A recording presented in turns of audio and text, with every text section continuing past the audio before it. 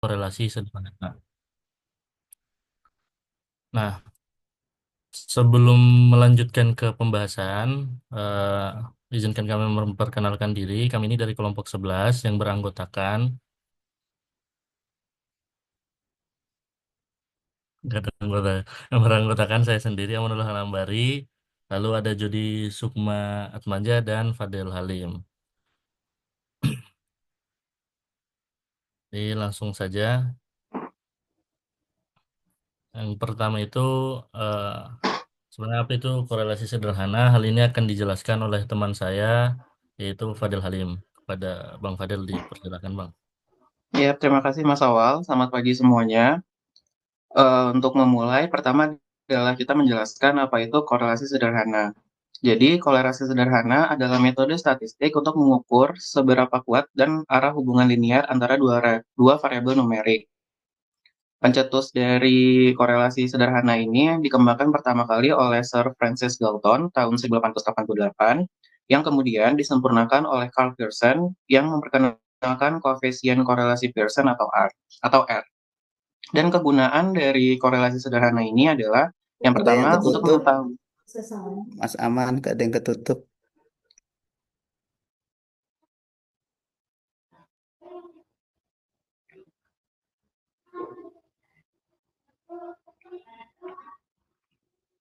Jadi ketutup nggak Pak? Kanan yang apa? Gitu. Kasih. Udah Pak? Oke, dilanjut ya.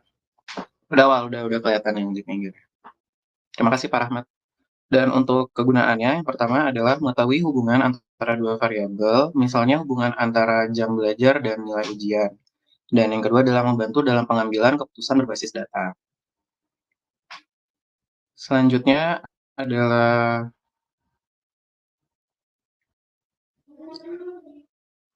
konsep korelasi. Jadi korelasi sendiri itu adalah ukuran statistik yang menyatakan tingkat hubungan antara dua variabel.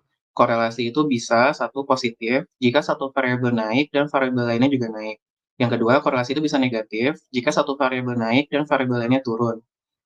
Dan juga tidak ada hubungan linear atau tidak ada korelasinya antara kedua variabel jika koefisien korelasi R berada antara -1 dan +1. Semakin mendekati -1 atau +1, semakin kuat hubungan antara variabel.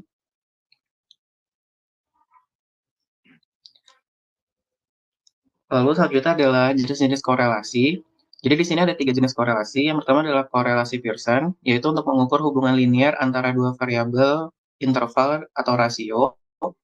Lalu korelasi Spearman untuk data ordinal atau tidak berdistribusi normal. Dan yang ketiga adalah korelasi Candles-Stau, itu untuk alternatif Spearman untuk sampel yang lebih kecil. Dan di presentasi kali ini kita akan lebih fokus diskusinya itu di korelasi Pearson, karena yang paling umum digunakan. Selanjutnya, Selanjutnya di sini adalah persyaratan untuk uji hipotesis korelasi sederhana. Jadi sebelum melakukan uji korelasi, data harus memenuhi beberapa syarat, yaitu skala data interval atau rasio, kedua variabel harus numerik, yang kedua adalah hubungan linear, jadi pola sebaran data membentuk garis lurus, bisa dicek menggunakan scatter plot, dan normalitas, data harus mendekati distribusi normal. Untuk uji distribusi normalnya itu bisa digunakan uji Shapiro-Wilk atau Kolmogorov-Smirnov. Dan juga varians residual harus konstan. Dan yang terakhir tidak ada outlier ekstrim yang dapat mempengaruhi hasil korelasi.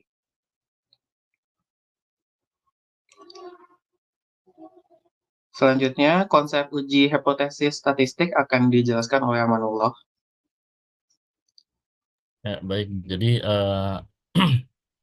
sini ada konsep uji hipotesis statistik. Nah, uji hipotesis adalah prosedur untuk menentukan apakah data ini mendukung pernyataan tertentu tentang populasi, atau biasanya sih kita ini biar mengetahui nih hipotesisnya itu benar atau tidak gitu. Nah, yang pertama itu ada hipotesis nol atau HO, tidak ada hubungan. Lalu ada hipotesis alternatif HI bila ada hubungan. Lalu ada taraf signifikansi dengan lambang alfa, di mana ini batas kesalahan yang dapat terima biasanya digunakan sih 0,05 atau 5%, tapi ada yang 1% atau bahkan ada yang 0,1%. Lalu ada juga nih uji dua sisi. Nah, ini bila data dapat itu eh, kita nggak tahu gitu arah hubungannya seperti apa. Lalu,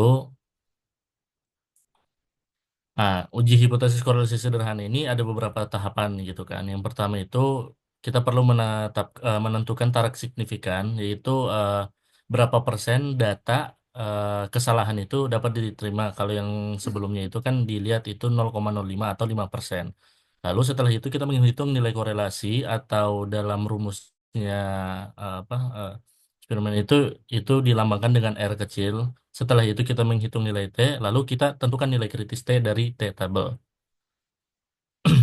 Itu tahapannya. Nah, untuk tadi kan kita udah tentukan kan nilai apa? Nilai tarik signifikannya. Nah, untuk menghitung nilai korelasi R sendiri, itu kita menggunakan rumus korelasinya Pearson. Karena memang korelasi ini sebenarnya kalau dalam bukunya yang dikasih ibunya itu disempurnakan oleh Pearson.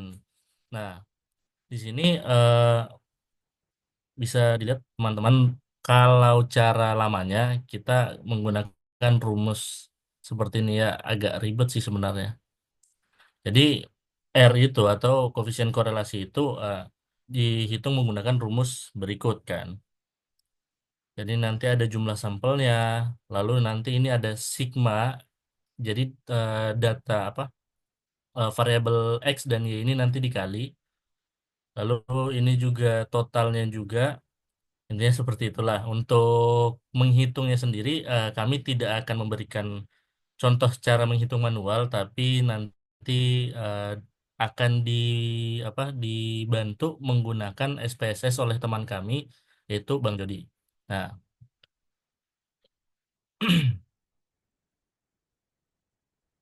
jadi fungsi rumus ini sendiri itu ada untuk mengukur kekuatan dan arah hubungan linear antara dua variabel. Nah, ini tadi komponen rumusnya bisa dilihat.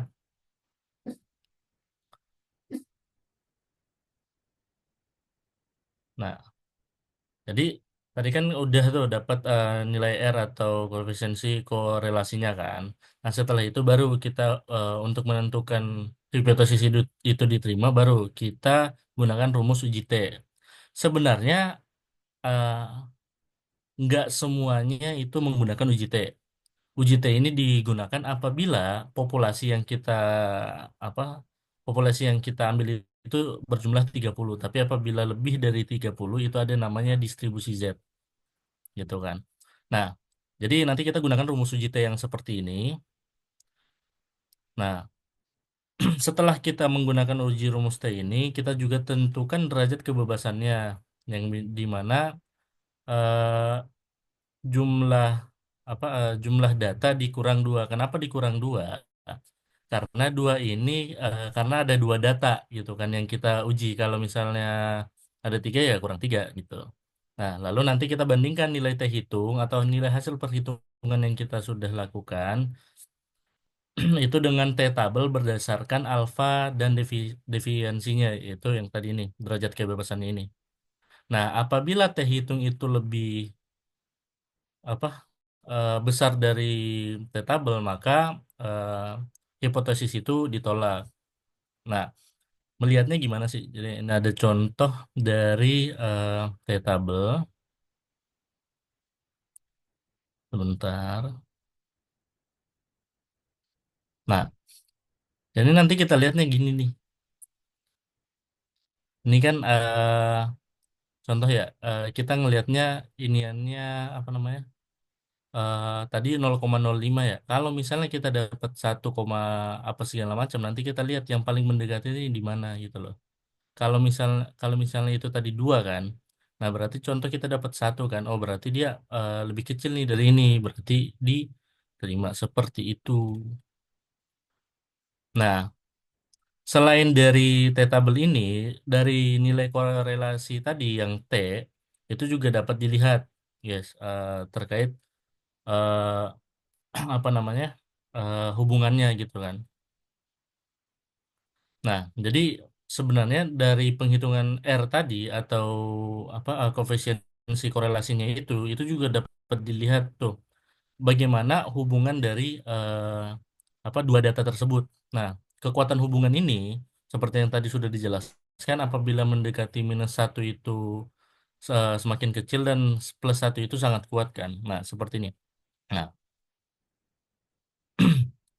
kekuatan hubungannya itu jika kalau ini sebenarnya dari Sugiono menjelaskan bahwa kalau nilainya itu dari 0,00 hingga 0,199 itu interpretasi eh, atau kekuatan korelasi dari data itu lemah, sangat lemah. Hingga akhirnya mencapai 0,80 dan 1 atau 1,00 itu nilai korelasi datanya sangat kuat. Mungkin itu saja. Nah, karena sudah apa mungkin seperti itu teorinya. Agar lebih gampang memahaminya, mari kita berangkat ke SPSS yang akan dipandu oleh Mas Jody. Silakan, Pak. Oke, terima kasih Kak Awal dan Kak Fadel. Jadi teman-teman sekarang kita akan mencoba uji Pearson itu menggunakan SPSS. Saya izin share screen dulu. Mana SPSS? Semua aja lah ya. Ya sudah terlihat teman-teman untuk SPSS-nya. Ya, sudah. Sudah. Sudah ya. Eh, ininya harus di-hide dulu. Semua. Saya tarik ke bawah dulu dikit ya. Yang sayanya ketutup. Nggak bisa deh. Udahlah, gini aja. Jadi yang pertama ini kita, saya, tim kami itu ada data dummy ya, sesuai dengan apa yang sudah dijelaskan oleh rekan saya itu Kak Fadel. Di sini ada jam belajar dan data nilai ujian. Nah, sebelum ke sini kita harus cek dulu nih variabel view-nya itu ada apa saja. Nah, pastikan teman-teman yang pertama itu semua tipe data yang akan diolah kecuali daripada nilai yang nanti akan diolah itu harus numerik. Misalkan di sini jam belajar kan tadi ya. Jam belajar di sini itu tipe datanya itu harus numerik dan nilai ujian juga numerik. Nah, untuk width ini panjang daripada angkanya. Terus, apakah nanti teman-teman ingin menampilkan di belakang komanya? Ini juga bisa diisi ya. Terus labelnya misalkan nih, kan di sini itu sebenarnya name itu tidak bisa menggunakan spasi. Nah, teman-teman bisa mendeskripsikan lebih lengkap nama daripada datanya itu di sini. Misalkan jam belajar siswa. Nah, kalau sudah bisa teman-teman tab atau diklik di sel yang kosong ya. Ini kan kurang lebih sama kayak Microsoft Excel. Jadi ada kolom dan row. Nah, di sini nilainya apakah ingin teman-teman tentukan atau dibiarkan kosong. Nah, usul saya sih biarkan kosong saja karena kan datanya di sini sudah diinputkan. Tidak ada nilai yang statik gitu. Jadi kita maunya nilainya itu secara dynamic. Nah, apakah ada nilai yang hilang di sini? Nah, pastikan di sini juga kosong. Nah, selanjutnya untuk measure-nya di sini diusulkan jika teman-teman menggunakan numerik itu nominal. Nah, jika tidak boleh yang scale. Kalau nanti mau mainan grafik berarti dirubah di ordinal. Nah, ketika sudah sampai sini, langkah selanjutnya yaitu kita akan melakukan yang pertama adalah uji normalitas dari kedua data ini. Dengan cara teman-teman pertama kali itu pilih bagian yang analyze. Setelah yang analyze di sini, banyak pilihannya di sini ya. Teman-teman pilih yang deskriptif statik. Selanjutnya pilih yang explore. Setelah teman-teman memilih yang explore, akan muncul pop-up seperti ini. Ini ya, saya kesini dulu ya. Normalnya itu seperti ini. Nah, di sini ada nilai data-data yang ada di pada data view, yaitu ada siswa, jam belajar, nilai ujian. Terus mana yang akan kita uji normalitasnya? Tentunya jam belajar siswa dan nilai ujian.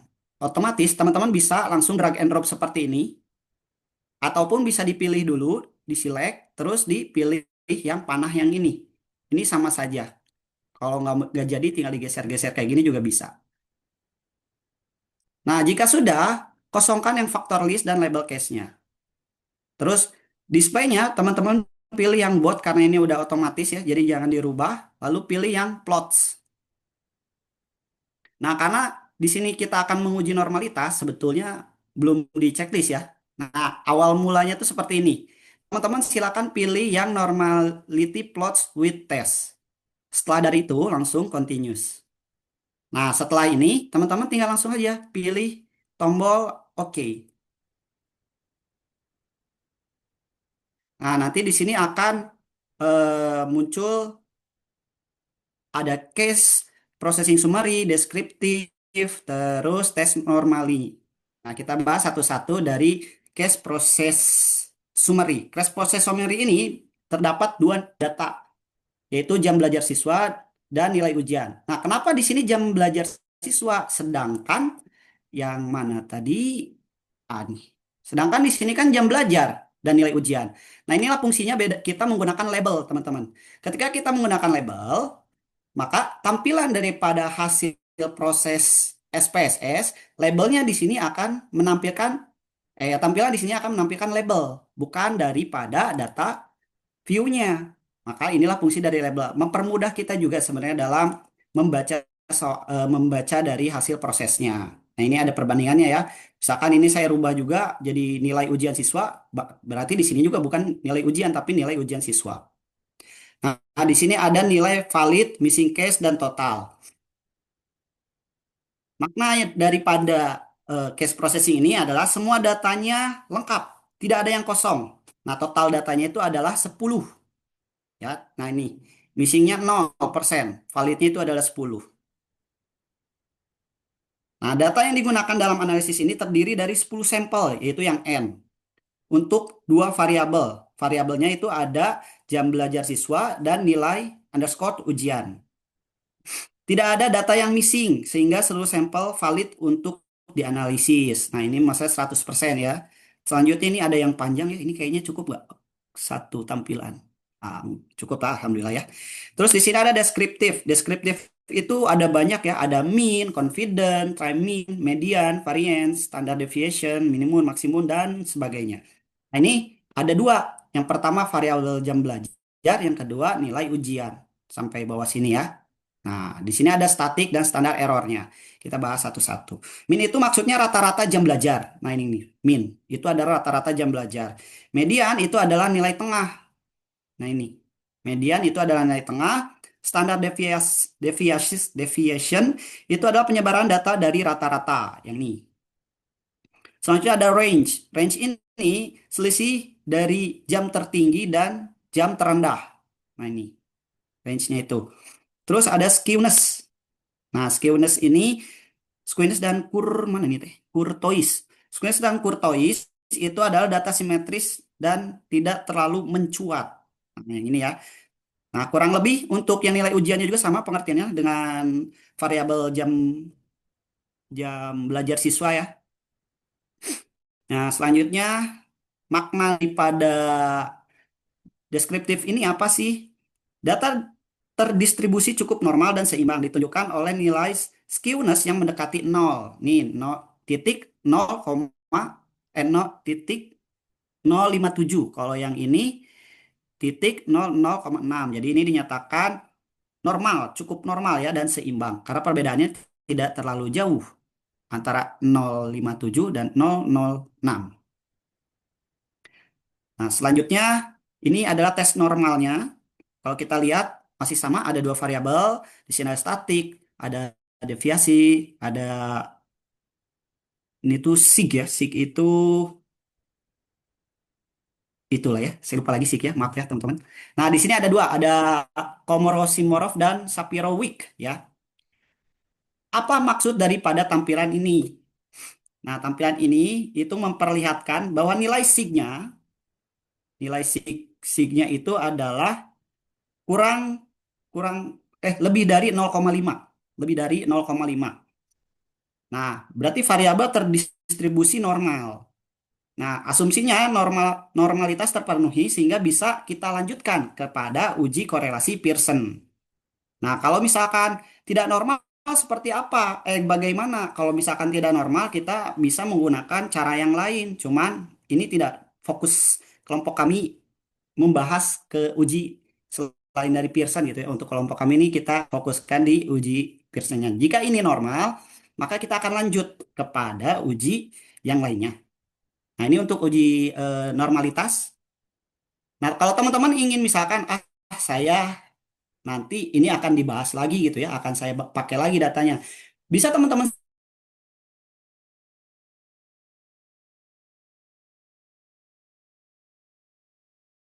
mau apa? Ini kebetulan di saya waktu kemarin UTS pakai SPSS, ya. Jadi dikasih nama, teman-teman juga bisa kasih nama ininya. Misal uji normalitas jam belajar siswa. Nah, ini tinggal di save aja gitu ya. Nanti misalnya ibaratnya sudah di save, nanti kita bisa buka lagi data ini, hasil uji coba ini ya. Ini kita close dulu.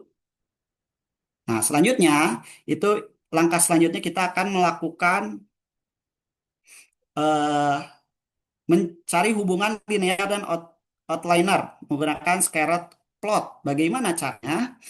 Tapi sebelum ke caranya mungkin fungsinya dulu ya. Fungsinya itu untuk memeriksa apa hubungan antara X dan Y bersifat linear atau sejajar ya. Untuk melihat adanya outliner data ekstrim yang bisa merusak hasil analisis ini ada data ekstrimnya atau tidak gitu. Nah, berarti kita akan menggunakan grafik ya untuk scatter plot ini dengan cara teman-teman pilih ribbonnya itu graph, lalu chart builder. Nah, di sini biasanya defaultnya tuh kosong kayak gini ya. Nah, teman-teman pilih yang scarlet dot ini. Oh, ini ada variabel ya, tiba-tiba banyak ya udah nggak apa-apa. Nah, di sini teman-teman bisa pilih mau yang mana. Kalau saya usulkan, teman-teman pilih yang kedua, simple crater with split line yang ini. Nah, ketika di sini ini nggak ada dulu harusnya nilai X. Wah, bisa dihapus ya. Delete.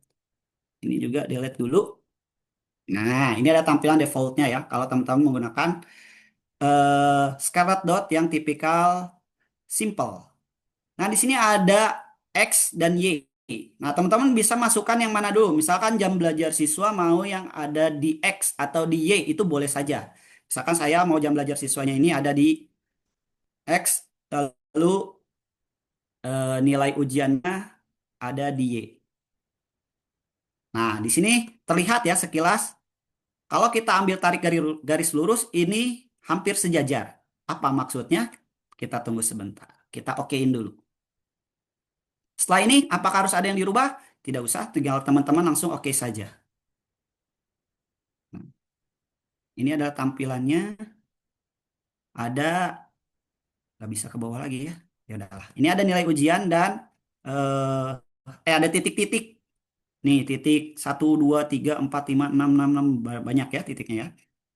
Maksudnya apa? Di sini kalau kita lihat sumbu X itu adalah tadi kita sudah dimasukkan ada jam belajar siswa. Terus yang Y-nya itu adalah hasil nilai ujian.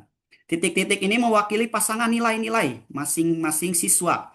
Baik itu dari berapa jam dia belajar dan berapa nilai ujian yang diperoleh.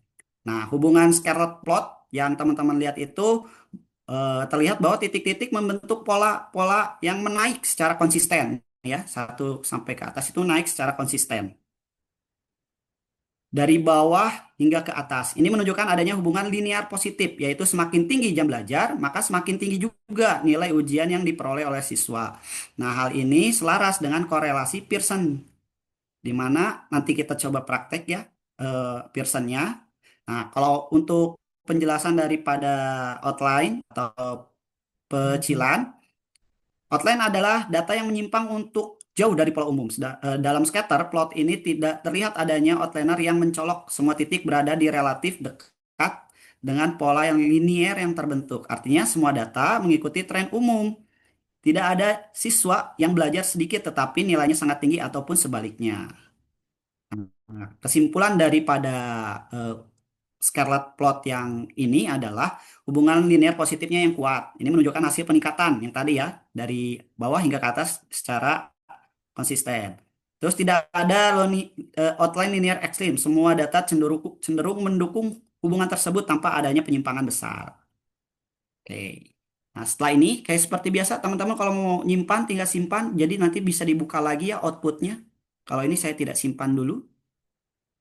Oke, selanjutnya itu kita akan menguji korelasi Pearson atau correlation ya.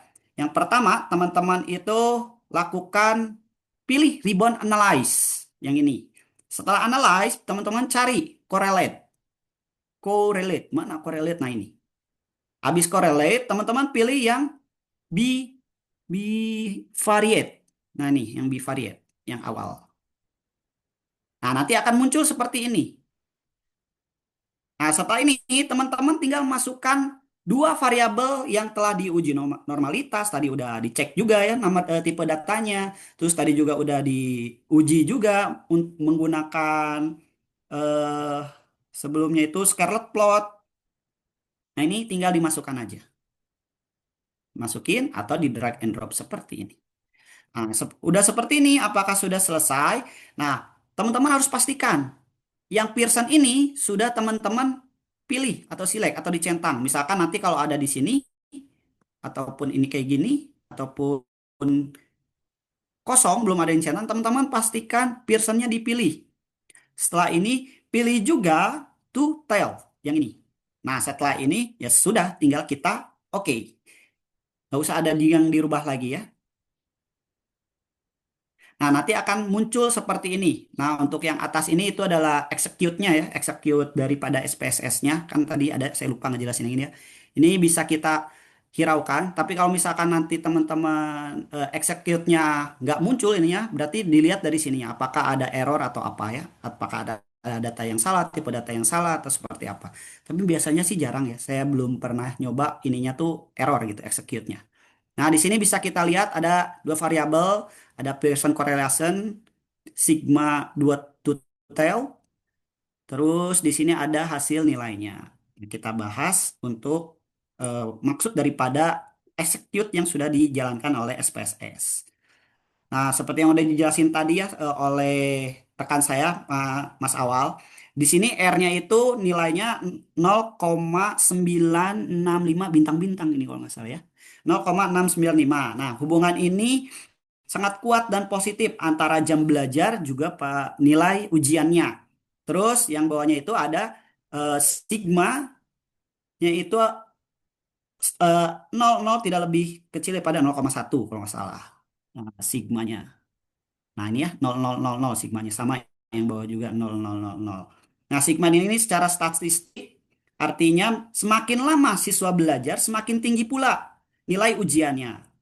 Nah, kalau kita analisis dari hasil yang ada di SPSS, Pearson menunjukkan adanya hubungan yang sangat kuat dan positif antara jam belajar dan hasil nilai ujian dengan koefisiensi korelasi sebesar R-nya adalah 0,96 dan nilai signifikasinya 0. Ini berarti semakin tinggi jam belajar siswa, maka cenderung semakin tinggi pula nilai yang diperoleh. Di sini nilai ujian maksudnya ya. Seperti itu. Ini untuk yang korelasi ya, korelasi yang Pearson. Jadi yang pertama, saya ulangin sekali lagi ya.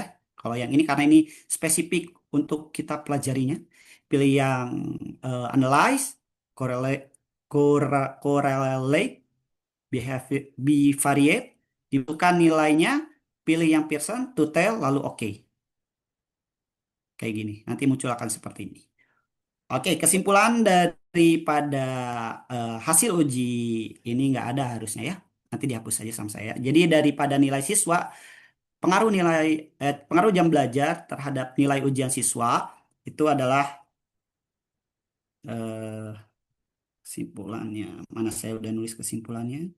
Nah, Data data dari kedua variabel itu yang pertama normal, bersifat normal, dan rata-rata jam belajar siswa dan nilai ujian berada di rentang yang cukup baik. Terdapat hubungan yang sangat kuat dan signifikan antara jam belajar dengan hasil ujian siswa. Hal ini menunjukkan bahwa jam belajar merupakan faktor yang sangat penting dalam pencapaian hasil ujian siswa. Nah, kalau tadi mungkin ada beberapa ya uji uji uji ininya, uji uji uji ininya ya pokoknya selain dari Pearson. Nah, kalau misalkan Pearson itu tadi harus ada kalau kita lihat PowerPoint-nya ya, Pearson itu harus ada minimal yang udah dijelasin sama Kak Fadel. Nah ini, waduh lebih. Nah yang ini ya, harus ada skala intervalnya, harus rasio, dua variabel harus numerik, tadi sudah kita lakukan. Hubungan linearnya, menggunakan scalar plot juga sudah kita lakukan. Terus normalitasnya, terus tidak ada outline ekstrim. Nah, kalau homoskedititas varian residual konstan, ini sebenarnya kalau kita mau lakukan, mau tidak juga tidak apa-apa ya. Tapi saya memilih untuk tidak melakukan. Jadi ada 1, 2, 3, 4, itu sudah bisa. Nah, kalau misalkan dari keempat ini minimal, misal waktu uji normalitas itu ternyata tidak normal. Berarti teman-teman tidak bisa melakukan korelasi Pearson ini. Bisa teman-teman lakukan korelasi Spearman ataupun korelasi Kendall-Tau. Mungkin itu yang bisa saya sampaikan dari kita mencoba praktek ya menggunakan SPSS. Saya kembalikan ke rekan saya yaitu Mas Awal. Silakan Mas Awal. Ya, baik, Bapak Ibu sekalian. Tadi sudah dijelaskan dan diperlihatkan ya, bagaimana melakukan uji korelasi menggunakan aplikasi SPSS. Nah, mungkin cukup sampai di sini penjelasan dari kelompok kami. Apabila ada yang kurang dipahami atau ingin didiskusikan, dipersilahkan.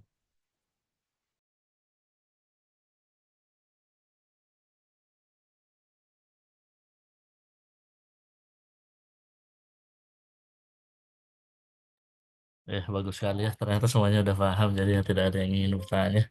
Masya Allah ya. Alhamdulillah.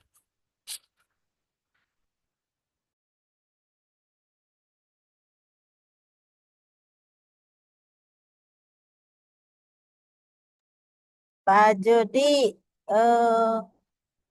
persyaratannya ditambah lagi. Ditambah lagi Bu. Iya kan itu baru normalitas kan? Ya, Nah itu dibedakan antara normalitas yang komparasi dengan normalitas yang korelasi. Tadi kan di dalam SPSS-nya itu kan memasukkan jam belajar, kemudian memasukkan nilai ujian gitu ya. ya betul Nah, Bu. itu artinya bahwa normalitas dikorelasi di, di, dibuktikan atau diuji dari persamaan regresi. Nah, itu dulu. Nah, berarti sebelum menguji normalitas, jadi kita melihatnya dulu persamaan regresi gitu. Tuh Oh ya, iya karena begitu. karena beda kan ketika kemarin komparasi.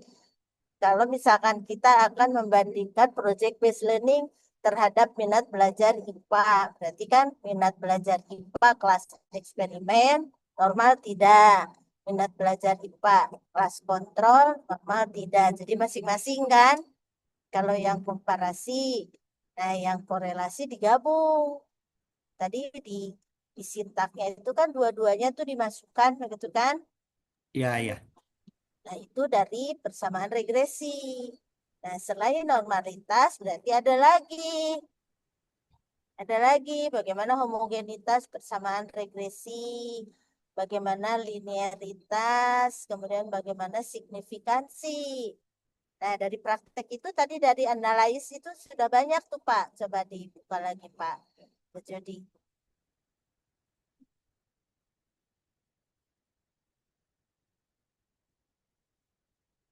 jika sudah klik analyze,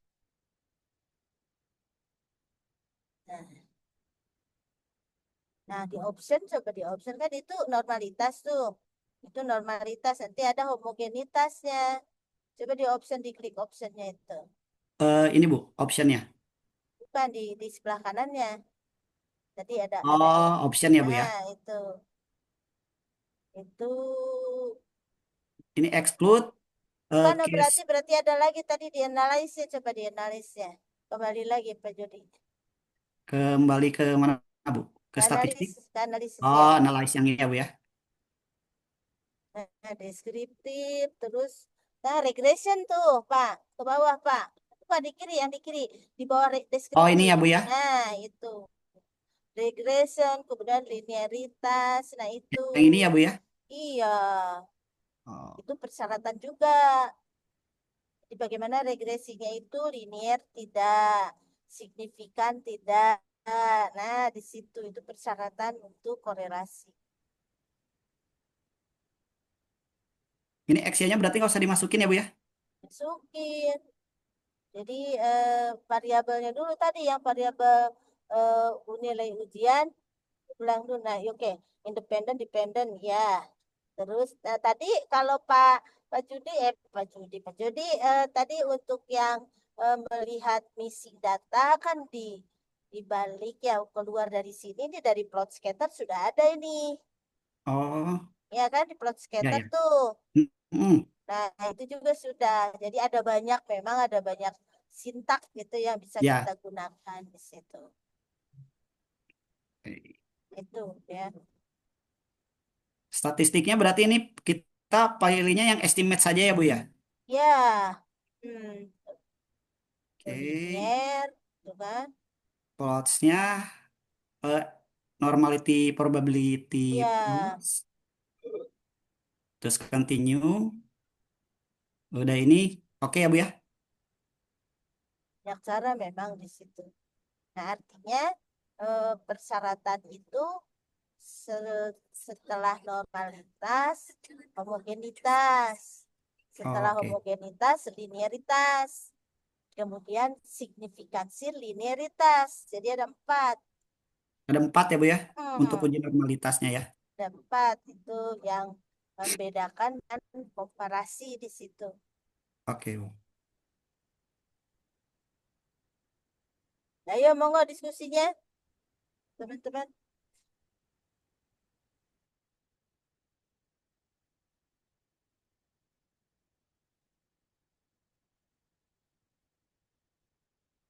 Nah, di persamaan linearitasnya juga itu kan tadi betul ya, ketika membahas bagaimana kita mengkaji tentang persyaratan uji hipotesis, tadi betul di kita review kembali tentang makna korelasi gitu ya.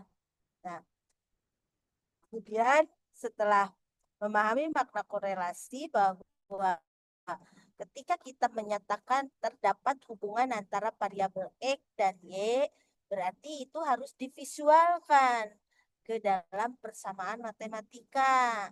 Nah, itu namanya persamaan regresi.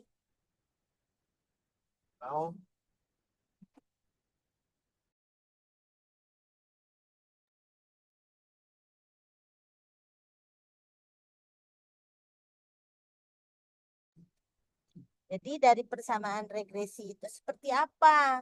Yang menunjukkan ada kaitan antara variabel X dan variabel Y. Nah, itu yang kita bahas dulu. Seperti apa persamaan regresi? Apa artinya di dalam pendapat atau perolehan dari persamaan regresi tersebut? Nah, itu yang perlu dibahas terlebih dahulu sebelum ke persyaratan tadi. Jadi kita review kembali apa sih artinya Y-topi sama dengan misalkan 0,35X plus misalkan berapa gitu ya. Nah, itu dulu. Itu yang kita bahas. Ya, mau nggak diskusi?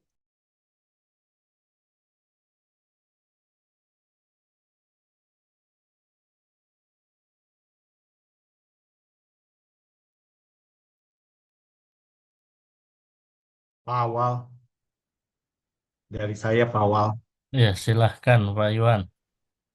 daripada sepi. Pawal, kalau misalnya kita ada data nih, datanya itu misalnya tidak tidak mendekati garis linearitasnya. Nah, itu eh, bagaimana mengecek bahwa titik data tersebut itu masih masuk gitu ke dalam eh, apa eh, ke dalam maksudnya dapat diakui bahwa bahwa data ini masih bagian dari normalitas gitu tanpa melihat dari tabel normalitas dari grafik normalitasnya gitu. Apakah ada pengecekannya gitu. untuk data tersebut. Itu aja sih kalau dari saya. Terima kasih.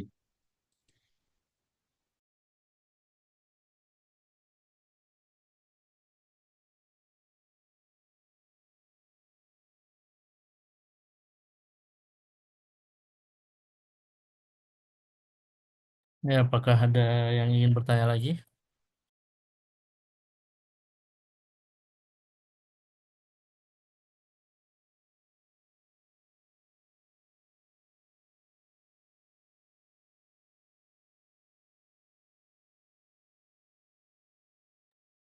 Mungkin sambil nunggu jawaban, saya coba menjawab ya Pak Iwan ya. Yang pertanyaan Pak Iwan. Kalau dari pertanyaan Pak Iwan, bisa nggak kita lihat ya, hmm, data normalitas tersebut itu diakui. Kalau misalkan garis linearnya itu mendekati gitu ya, tanpa harus melihat daripada tabelnya. Kalau dari saya mungkin jawabannya nanti mungkin bisa diperkuat sama Ibu Iva. Jadi titik data tetap bisa diakui berdasarkan dari distribusi normal, meskipun tidak membentuk garis linear di scatter plot. Kenapa? Yang pertama itu normalitas berhubungan dengan distribusi data, bukan hubungan antara kedua variabel. Terus data yang dilihat juga normalitas adalah histogram, yaitu PP plot ataupun QQ plot dari satu variabel atau residual. Nah, kalau misalkan kita melihat secara normalitas, menilai normalitas secara visual tanpa melihat sigmanya itu, yang pertama, histogram biasanya kan berbentuk lonceng atau bell shape yang simetris. PP plot atau QQ plot, titik mendekati garis diagonal. Yang ketiga itu tidak ada outliner ekstrim yang sangat jauh dari kumpulan titik. Yang keempat, box plot simetris, whisker kiri dan kanan seimbang. Mungkin dari teman-teman ada yang mau menambahkan? Boleh ada gambarnya Pak Jody. Sambil dilihat di gambar yang tadi yang boleh yang tadi kan disimpan tuh. Disimpan apa tidak tadi?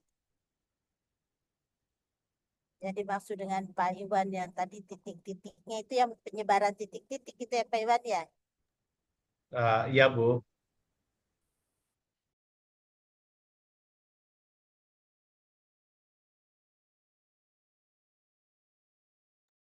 Yang ini ya Bu ya? Pak Iwan.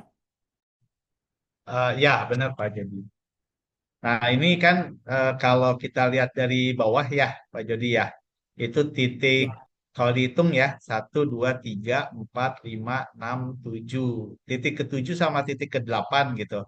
Itu kan cukup jauh ya dari garis linearitasnya gitu.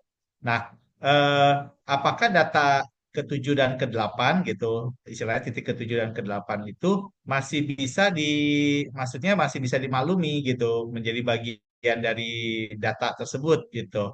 Nah, itu tuh persyaratannya seperti apa gitu ya. Karena Oh, kalau misalnya kita ambil contoh titik ketiga itu kan pasti sudah masuk ya gitu karena ya. kan itu mah menempel bahkan dikatakan menempel ya di Mm. garis linearitasnya gitu.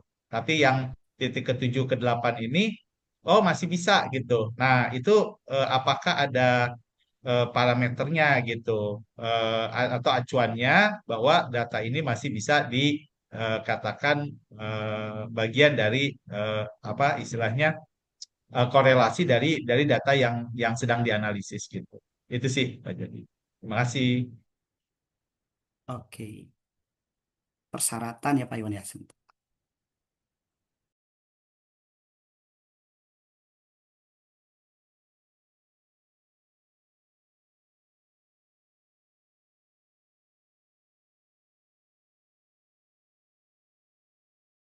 Nah, izin membantu menjawab Pak Iwan. Jadi sebenarnya kan dalam data apa linear itu kan sebenarnya ada evaluasi outlier kan Pak.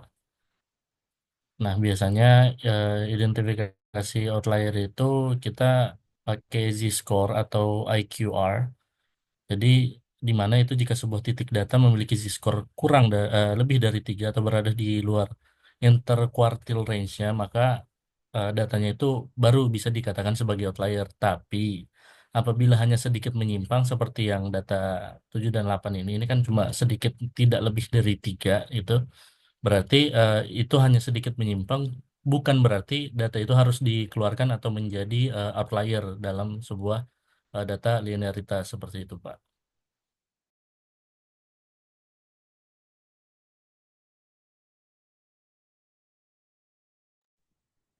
Ya, terima kasih Pak Awal, Pak Jody. Boleh, boleh Ya, sama-sama. ditunjukkan misalkan yang mana itu kira-kira yang normal itu coba Pak. Mas Amarullah atau Pak Jody. Gimana, Bu? Yang di gambar ini boleh ya dikasih tanda misalkan ada di titik mana gitu. Itu yang Pak Iwan, pertanyaan Pak Iwan. Tadi yang jawaban Mas Amarullah tadi. Misalkan Apa itu? titiknya kita gambarkan sebelah mana nih di gambar ini. Misalkan sini. Apakah titik di sini misalkan.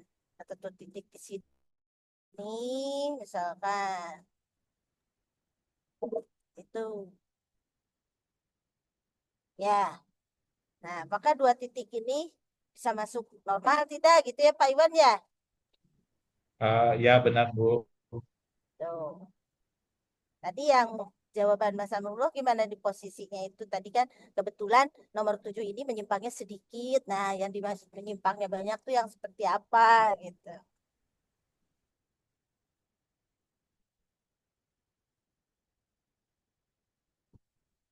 Ya.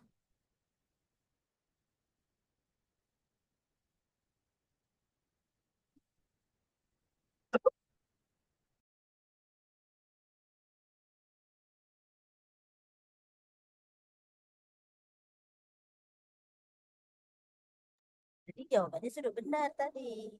Hanya visualnya ini. Sebentar, Bu. Dari contohnya, contoh gambarnya dulu.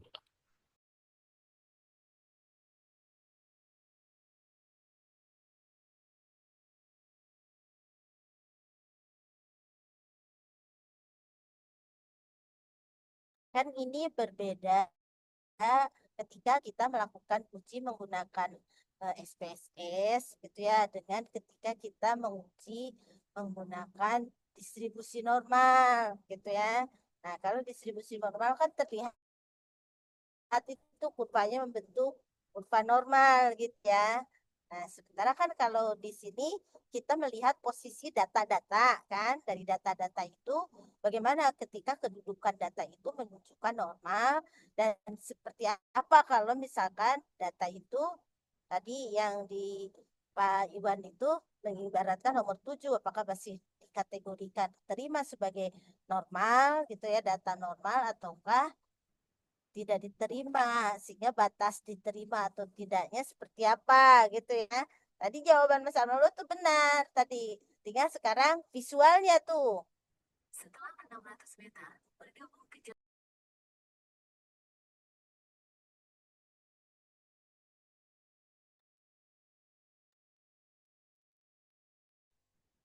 Nah, mungkin untuk visualnya sendiri bisa dibantu Mas Jody. Ini kan datanya kelihatannya kan meningkat semua ya. Bisa menaruh di bagian satunya itu contoh di 3 jam pelajaran dia itu nilai ujiannya tuh rendah. Nah, apabila nanti dirubah, bisa dibantu kayak gitu dulu nggak Mas Jody? Boleh, boleh, boleh. Ini mau jam belajarnya di poin berapa aja? Lupa ya, belum di ini. Bentar, saya ganti share screen-nya dulu. Oke.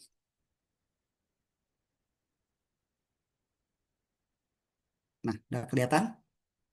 Nah, untuk bagian jam belajar eh, 5 jam, ini bisa diganti nilainya menjadi rendah, Mas.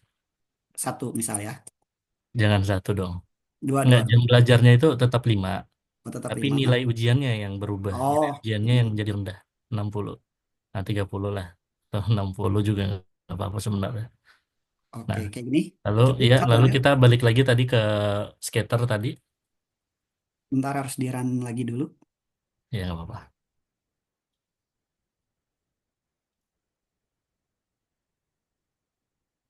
Share screen-nya belum ya? Sebentar.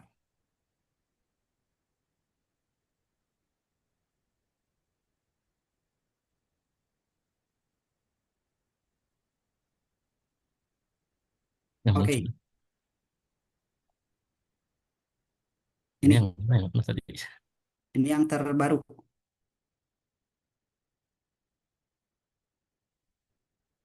Kurang deh kayaknya Mas.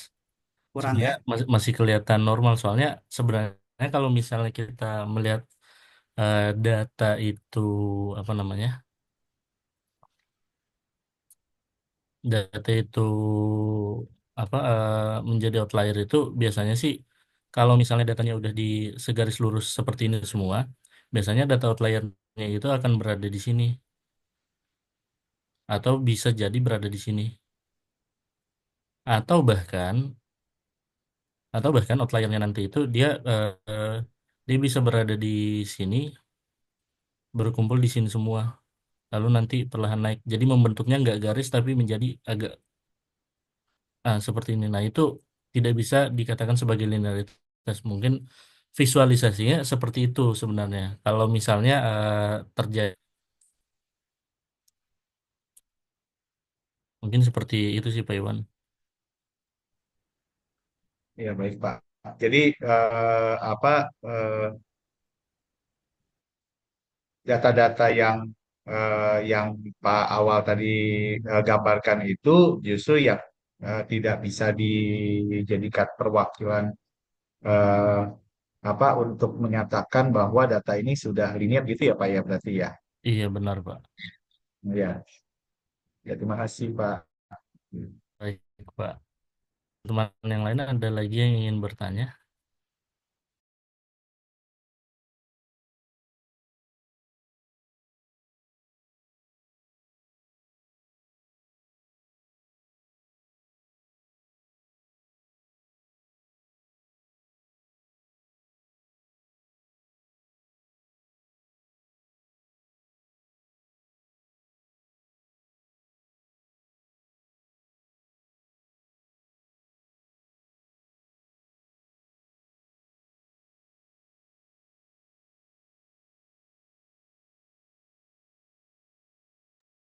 Ya, mungkin udah nggak ada yang bertanya lagi ya, Mbak Anissa. Ya, Wal. Karena mungkin sudah tidak ada yang ingin bertanya, bisa saya kembalikan ke Mbak Anissa. Baik. Ibunya kelempar ya, Ibu Iva? Oh, ada Ada kok. kok. Oh, ya sudah. Ada di jalan. Punten sambil off cam nih. Ibu kalau dari kelompok Amanullah sudah selesai, Ibu. Boleh Ya dilanjut, udah, Ibu? lanjut Ya, aja dulu, lanjut dulu. lanjut. Baik. Ya. Selanjutnya itu dari kelompok saya, kelompok 12 bersama Deno. Tunggu sebentar, saya siapkan share screen-nya. Sebelum lanjut, terima kasih Pak Iwan dan teman-teman karena sudah mendengarkan dan menyimak dengan baik materi yang kami sampaikan. Makasih juga apa tambahan dan koreksi yang diberikan oleh Bu Iva Safira WNJ. Kami dari kelompok 11 pamit undur diri.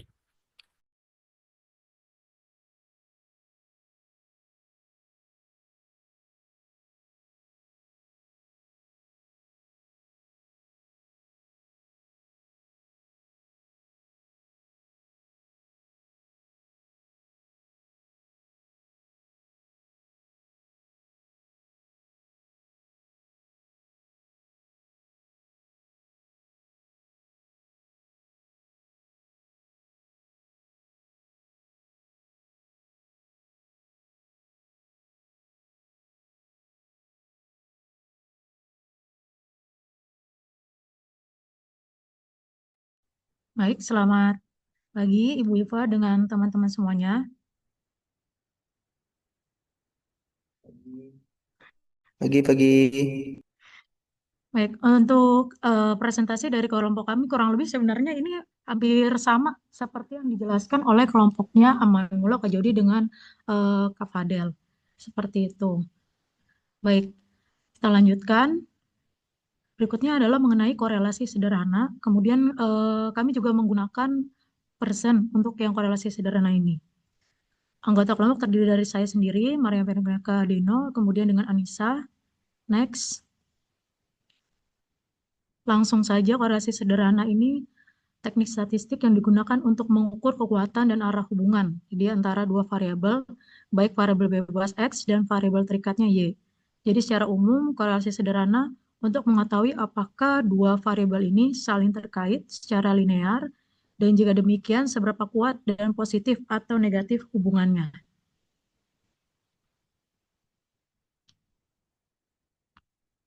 Nah, berikutnya adalah jenis-jenis korelasi berdasarkan hara hubungannya. Di sini ada 3, yaitu korelasi positif, negatif, kemudian tidak ada korelasi. Untuk yang korelasi positif, jadi jika variabel X meningkat, maka variabel Y-nya cenderung meningkat juga. Kemudian untuk korelasi negatif, jika variabel X meningkat, variabel Y cenderung menurun dan sebaliknya. Ini kalau misalkan tadi yang pakai punyanya kelompoknya Amanullah itu sebenarnya kelihatan juga untuk yang korelasi positif sama negatifnya, karena kan tadi yang sketsa plotnya bergeraknya bisa kelihatan tuh dari kiri ke kanan atau kebalikannya kanan ke kiri. Jadi korelasinya yang tadi positif atau negatif. Kalau saya lihat tadi positif ya korelasinya. Kemudian contohnya semakin tinggi jam belajar X, maka semakin tinggi nilai ujian Y-nya. Lalu untuk yang korelasi negatifnya, contohnya semakin tinggi harga barang X, semakin rendah permintaan Y. Namun kalau misalkan tidak ada korelasi, maka perubahan pada satu variabel yang menunjukkan pola hubungan yang jelas dengan perubahan pada variabel lainnya. Nanti kalau di scatter plotnya, datanya menyebar, tidak menunjukkan suatu garis linear. Jadi kita tidak tahu tuh kalau misalkan di scatter plotnya dia ke arahnya negatif atau positif karena datanya menyebar. Contohnya tidak ada hubungan antara ukuran sepatu dan prestasi belajar. Ini jelas yang jauh banget contohnya. Baik, next. Berikutnya adalah koefisien korelasi. Koefisien korelasi itu biasanya dilambangkan R. Adalah nilai numerik yang mengukur kekuatan dan arah hubungan linear antara dua variabel. Yaitu nilainya berkisar antara negatif 1 hingga positif 1. Nah, jadi misalkan kalau dia nilai ini mendekati positif 1, berarti menunjukkan korelasinya positif yang sangat kuat. Namun jika nilai mendekati negatif 1, menunjukkan korelasi negatif yang sangat kuat. Kemudian nilai mendekati 0 menunjukkan hubungan yang sangat lemah atau tidak ada hubungan linear sama sekali. Next. Baik, ini juga sama ya tadi interpretasi koefisien korelasinya. Jadi interval koefisiennya yang kita pakai dari Sugiono. Kemudian teman-teman bisa lihat kembali ini kalau misalkan intervalnya 0,00 sampai yang 0,199 berarti tingkat hubungannya dinyatakan sangat rendah. Kemudian paling bawah lagi kita langsung aja yang 0,80 sampai 1,00. Berarti ini tingkat hubungannya sangat kuat. Seperti itu. Next.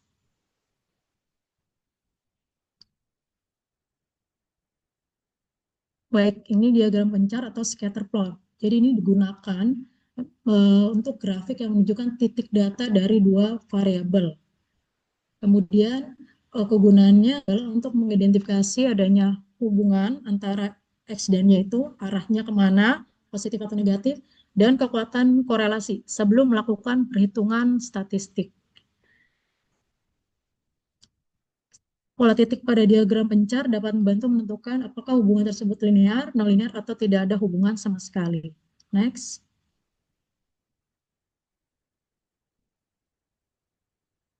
Baik, mungkin bisa lihat di sini gambarnya untuk diagram pencarnya.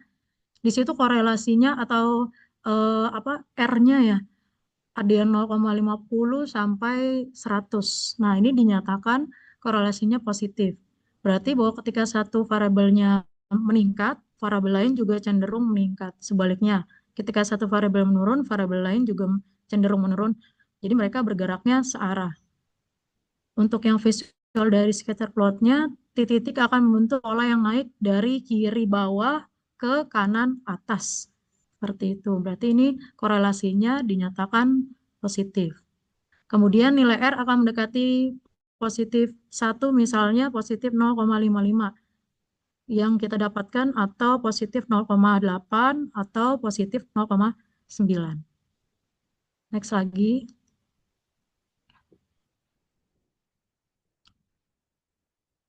Korelasi negatif. Korelasi negatif berarti bahwa ketika satu variabel meningkat, variabel lain cenderung menurun dan sebaliknya. mereka bergeraknya berlawanan arah. Jadi titik-titik akan bentuk pola yang turun dari kiri atas ke kanan bawah. Nah, nilai R-nya akan mendekati negatif 1, misalnya negatif 0,6 atau negatif 0,7 atau negatif 0,9. Next. Nah, berikut ini adalah ya tidak ada korelasi. Atau 0, ini tidak ada pola atau hubungan linear yang jelas antara dua variabel. Jadi kita nggak bisa menduga ini kelihatan banget mau garisnya kemana nih, ke arah kiri kan, ke kanan atau ke kanan ke kiri. Jadi kita nggak tahu negatif atau positif. Kemudian datanya menyebar keseluruhan, visual scatter plot, titik akan tersebar secara acak di seluruh grafik, tanpa membentuk pola naik atau turun yang jelas. Nilai R ini mendekat ke arah 0, misalnya positif 0,05 atau negatif 0,1.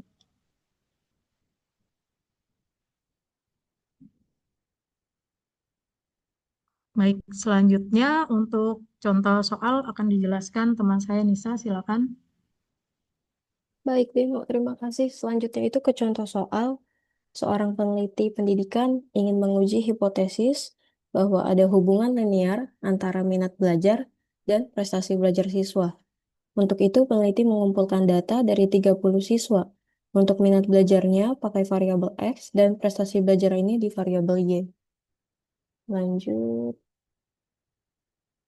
Nah, misalnya minat belajarnya di variabel X ini ada nilainya sekian, seperti layar, prestasi belajarnya juga. Selanjutnya itu kita akan coba hitung ke korelasinya. Yang pertama itu saya menyusun hipotesis, H0 di sini tidak terdapat hubungan yang signifikan antara minat belajar siswa dengan prestasi belajar bahasa Indonesia. Lalu ditulis H0, row-nya ini sama dengan 0.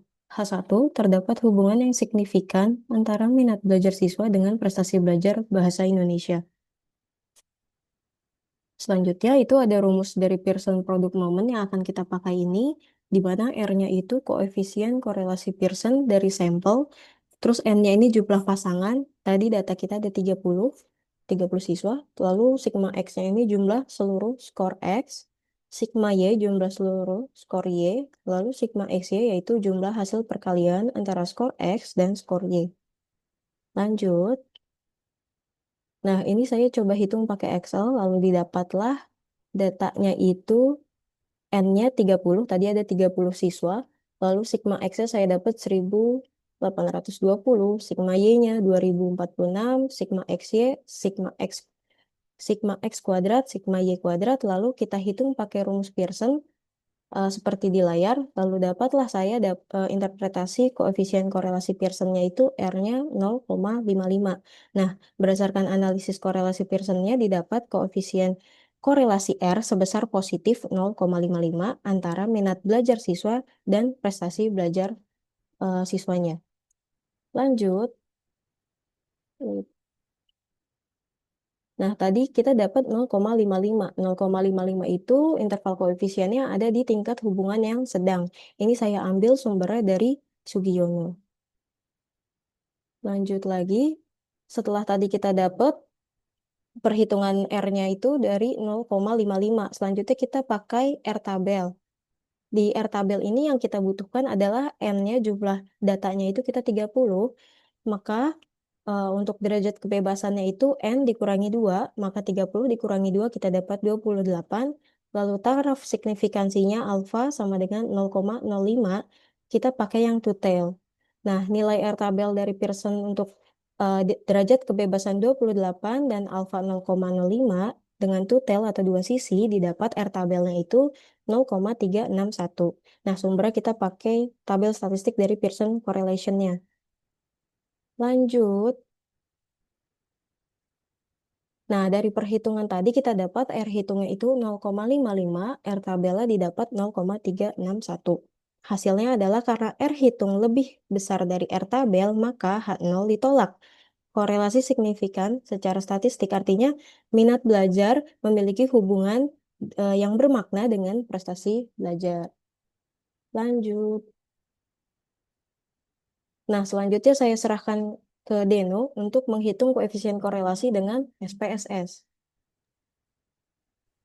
Ya, baik. Berikutnya adalah koefisien korelasi dengan SPSS. Mungkin kita lanjut aja ke data yang sudah diberikan karena tadi caranya udah sama semua seperti yang Kak Jody sampaikan itu. Nis, lanjut aja munculin datanya. Ya, baik.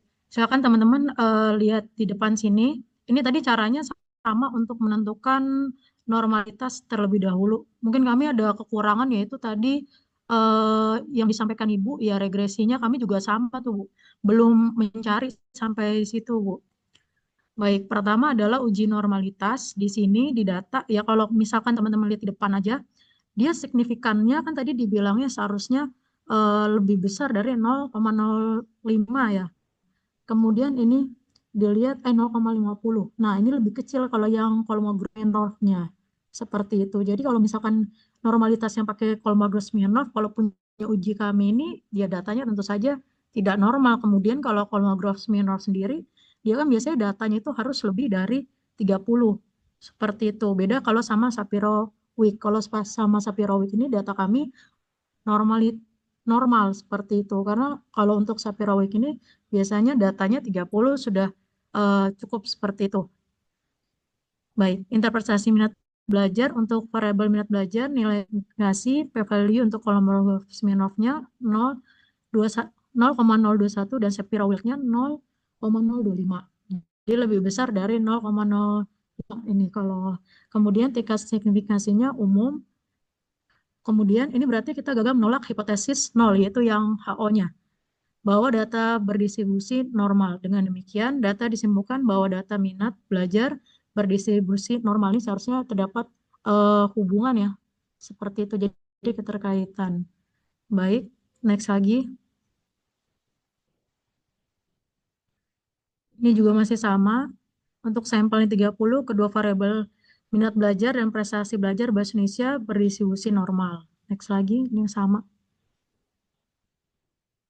Baik, berikutnya adalah korelasinya. Di sini signifikannya 0,002. Jadi lebih kecil dari 0,05 ya. Kemudian persen correlation-nya di sini sama. X dan Y-nya 5. 0,550. Seperti ini lebih besar dari yang R tabel. Baik. Kemudian next lagi. Nah, untuk yang koefisien korelasi persen, nilai yang tertera adalah yang tadi itu kan 0,550. Jadi ini adalah koefisien korelasi persen R-nya. Kemudian menunjukkan adanya hubungan linear positif yang sedang hingga cukup untuk antara minat belajar dan prestasi belajar bahasa Indonesia. Semakin tinggi minat belajar siswa, cenderung semakin tinggi prestasi belajar bahasa Indonesia mereka. Ini konsisten dengan perhitungan manualnya yaitu R-nya sama dengan 0,55. Next lagi. Baik, nilai yang tertera tadi 0,002 ini disebutnya adalah nilai ini sebenarnya roh ya, ini cuman simbolnya tidak ketemu kemarin karena pakai Canva, lupa juga dipakai gambar aja, seharusnya bisa di screenshot. Kemudian nilainya sangat kecil, jadi 0,002 dan lebih kecil dari tingkat signifikansi umum alfa dari 0,05. Kemudian keputusan statistiknya karena nilai rho-nya lebih kecil dari alfa jika menolak hipotesis 0. Kesimpulan berarti bahwa ada hubungan linear yang signifikan secara statistik antara minat belajar siswa dan prestasi belajar bahasa Indonesia di populasi. Next lagi.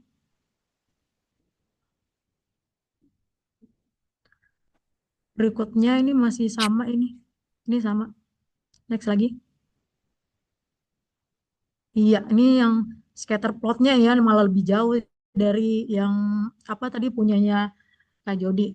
Tapi ini kemarin kalau dilihat ya kemarin saya diskusi sama Nisa ini masih hubungannya positif bergeraknya. Jadi dari kiri ke kanan seperti itu. Cuma belum sampai regresi linear cara menjawabnya. Baiklah, demikian presentasi dari kelompok kami. Mungkin ada yang mau didiskusikan, dipersilakan.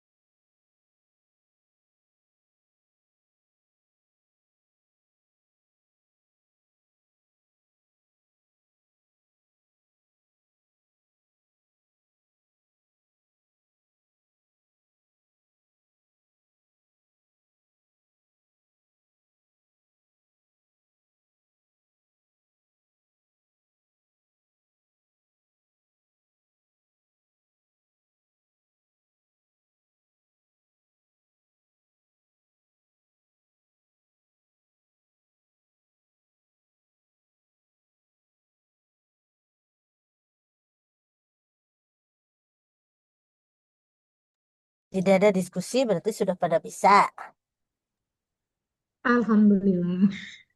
Bukan Prof, kita udah gak nyambung Prof. Kaget Prof. Ngelihat ngelihat tulisannya aja ngebacanya udah nggak bisa Prof. Waduh, tuh. Bu Deno, mau nanya dong Bu. Iya, Pak. Ya, daripada nggak ada yang nanya. Bu, gini Bu, boleh Ya, nggak Pak. Bu ke slide Bu? Boleh Pak, tunggu sebentar. Ya, ya silakan Nis. Ke contoh soal.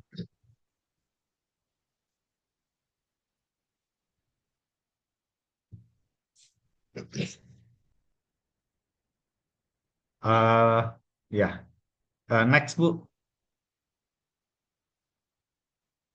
Ya, Bu, gini, mau nanya aja sih Bu. Ini kan variabelnya tuh kan minat belajar sama prestasi belajar gitu.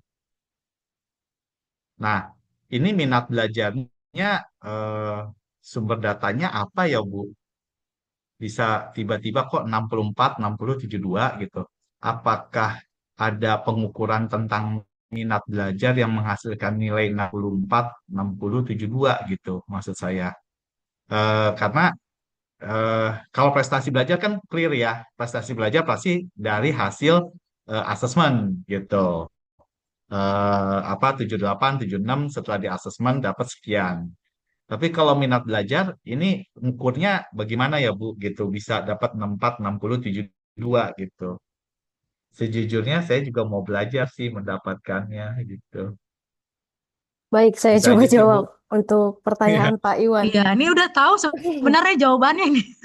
Jadi sebenarnya itu data nilai minat belajar dan prestasi belajar ini kami ambil contohnya dari bukunya karangan Statistika Penelitian Pendidikan ditulis oleh Rahmi Ramadhani. Jadi saya ngikutin dari buku sih Pak sebenarnya. Memang kalau nilai minat belajar saya nggak bisa jawab Pak, karena cuman saya mengambil contoh soal dari buku begitu saja. Dia itu mau nambahin.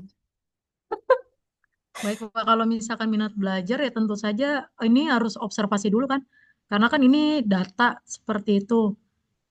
Untuk minat belajar mungkin bisa nanti wawancara ke siswa atau ke gurunya mengenai terkait minat belajar siswa. Jadi ini data yang diambil seperti itu. Tapi kalau misalkan yang kami pakai tentu saja ini kita tidak observasi atau ngambil data misalkan di sekolah seperti itu wawancara seperti itu tentu saja kami tidak datanya ngambil seperti itu.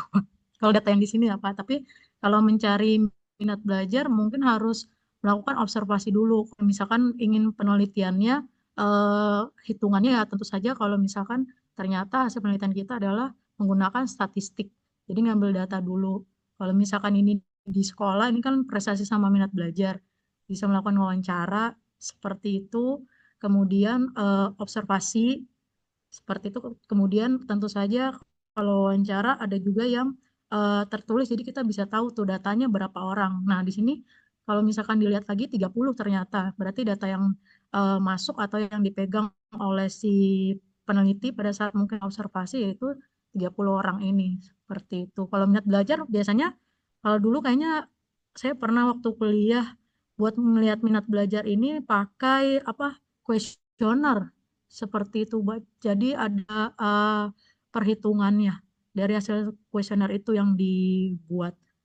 Kayak gitu sih, Pak. Biar ketemu ini apa angka-angkanya. Itu aja kalau dari saya, Pak.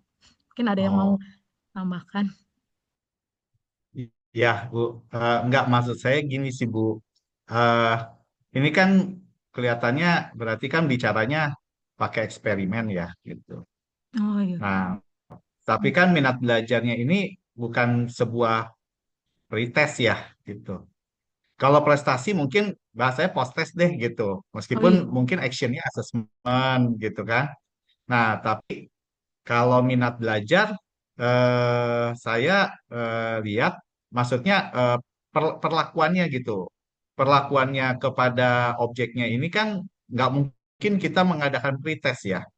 Karena Iya. pretest itu menunjukkan kemampuan awal kan gitu, kemampuan awal. Nah, tapi kalau minat belajar, kalau misalnya pun kita melakukan angket, pasti hasilnya kualitatif ya, nggak bakal kuantitatif gitu. Nggak mungkin dia, misalnya si A nih, minat belajar 64% gitu. Eh, Kayak main main game Bu gitu. Kayak Nintendo banget gitu. Jadi eh, kan kualitatif ya gitu. Nah, itu sih. Kalau tadi yang kelompoknya Pawal kan clear ya, dia waktu belajar gitu. Jadi kalau misalnya waktu belajarnya misalnya 2 jam gitu. Nah, apa nih, apakah ada korelasi terhadap prestasi gitu? Itu aja sih Bu. Apa supaya nanti kita jadi ambigu ya gitu.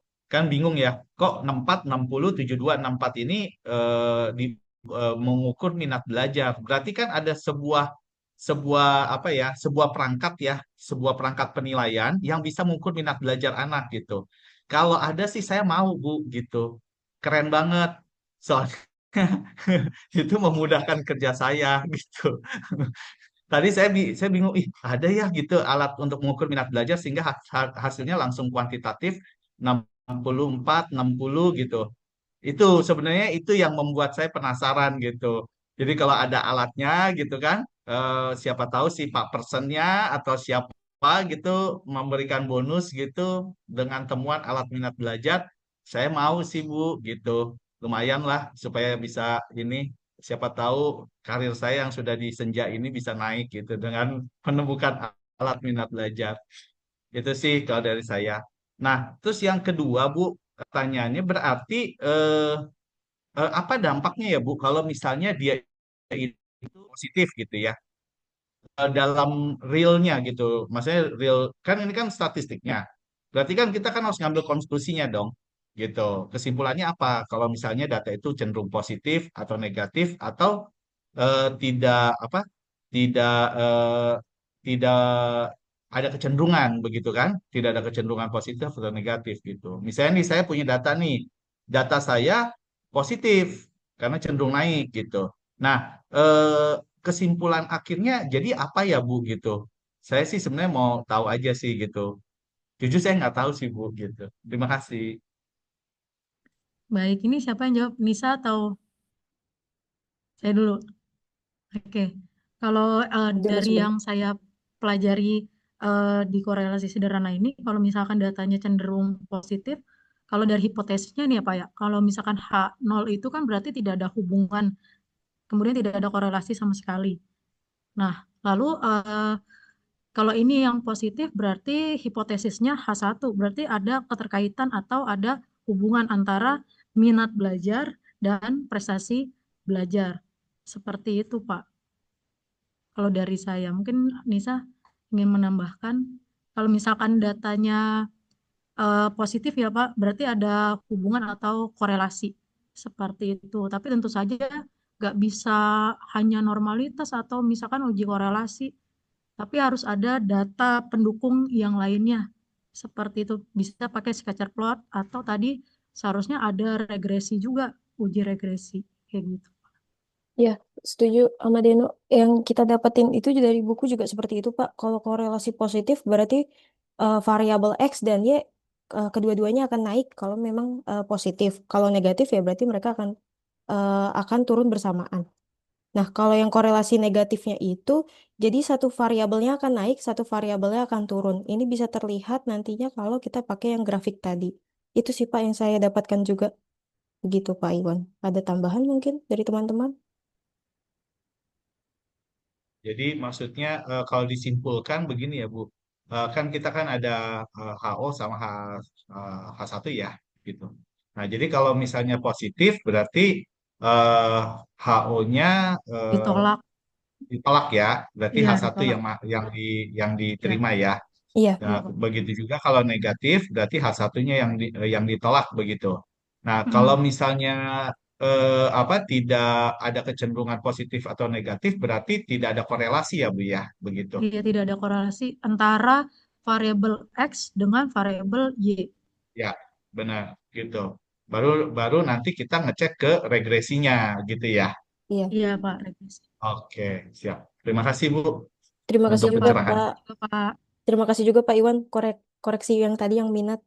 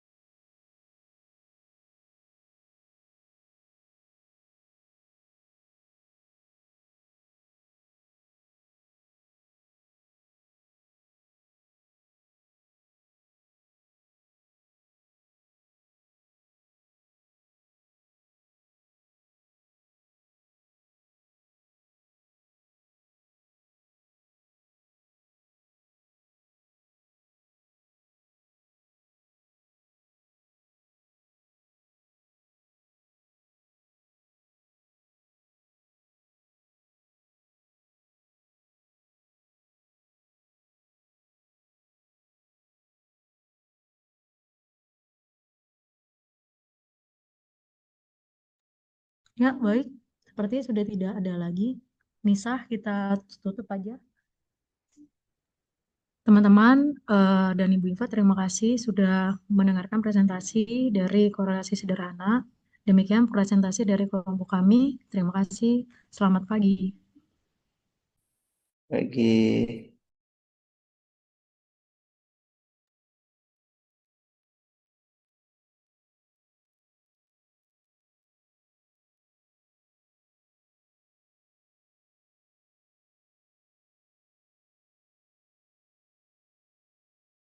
Sebentar ya, saya turun dulu nih, baru nyampe ke lokasi PKM ya. Iya, Ibu. Ini di kampung, ini di Parung, ini ke dalam banget.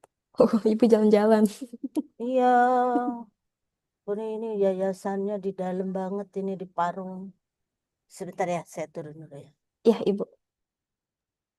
Nis, Kenapa, Nisa, Wal? Apa? tadi terkait pertanyaan Pak Iwan yang terkait data apa minat siswa ya, Iya, sebenarnya pengen nambahin sih, meskipun udah lewat ya. ya coba kenapa? Itu sebenarnya bisa pakai penghitungan skala Likert, Pak. Makanya angkanya bisa 60-70. Mungkin penggunaan datanya mungkin seperti itu, Pak. Jadi nanti mengisi kuesioner 1 sampai 5 kan nanti datanya dihitung ya. Totalnya berapa? Semakin besar angkanya kan berarti biasanya penggunaannya nanti semakin ini berarti apa semakin tinggi minat belajarnya. Mungkin itu sih, Pak. Makanya datanya 70-60.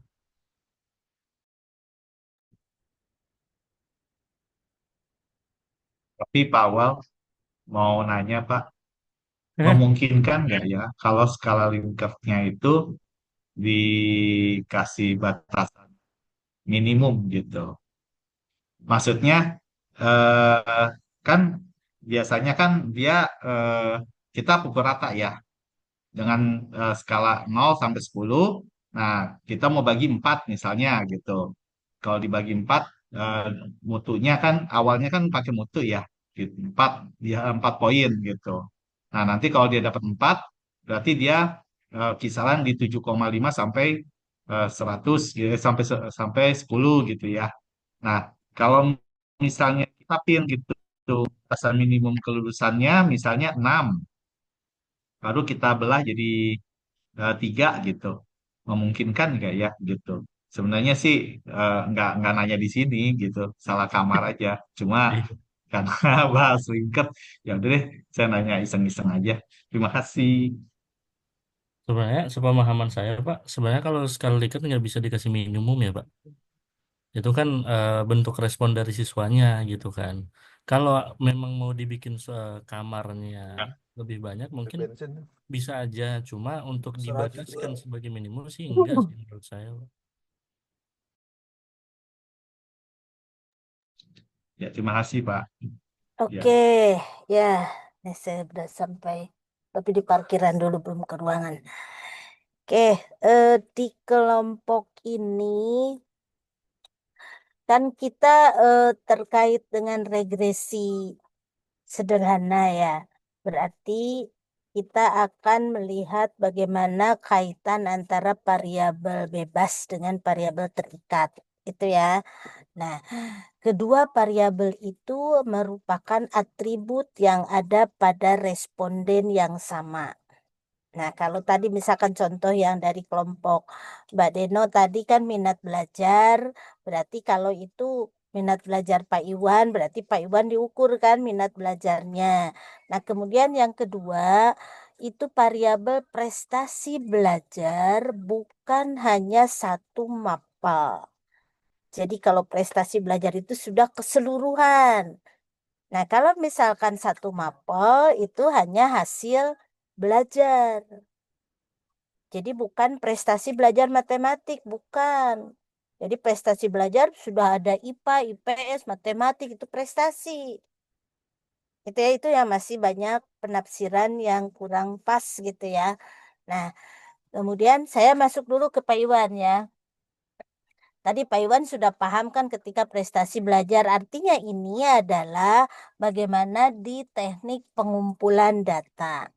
Itu ya. Nah, bagaimana kita ketika akan mengukur tentang minat belajar? Nah, kemudian bagaimana ketika kita akan mengukur hasil belajar? Dan secara asesmen itu kan ada tes, ada non-tes, begitu ya.